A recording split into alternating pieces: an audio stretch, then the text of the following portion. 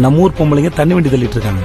அந்த கரண்ட் கம்பெனிக்காரன் ஒரு நாளைக்கு 1 லட்சம் லிட்டர் தண்ணி எடுக்கிற பிளேட் கழுவுறதுக்கு. அதை பார்த்து சும்மா இருக்க சொல்றியா? உனக்கு நீரற்ற நகரமா மாறிட்டு இருக்கு. இன்னும் 10 வருஷம் கழிச்சு என்ன இருக்கும்? 20 கிராமத்தை காலி பண்ணி 5000 ஏக்கர் அதானிக்கு பறிச்சு கொடுத்தது ஜெயலலிதா. எவன் கேட்டேன்? நான் சத்தம் போட்டேன். வாட்ச்மேன் வேலை கிடைக்கிறதையும் கெடுக்கிறான் ஜீமான்னு. இப்ப ஓடி வந்து காப்பாத்துங்கிற எப்படி வருவேன்? ஏற்கனவே நீர் இல்ல, 2 லட்சம் லிட்டர் உறிஞ்சிக்கு என்ன கொடுத்துட்டு போயிட்டான் அந்த ஓட அந்த இதை கழுவுறதுக்கு. ஏன் காற்றை வச்சு அடிச்சு கழுவ முடியாதா? ஏன் அவ்வளவு பெரிய வெங்காயம் இவ்வளவு ஓடியா பணம் வச்சிருக்க வெங்காயம் கடல் நீரை நீ சுத்திகரிச்சு கழுவிக்க வேண்டியதுடா.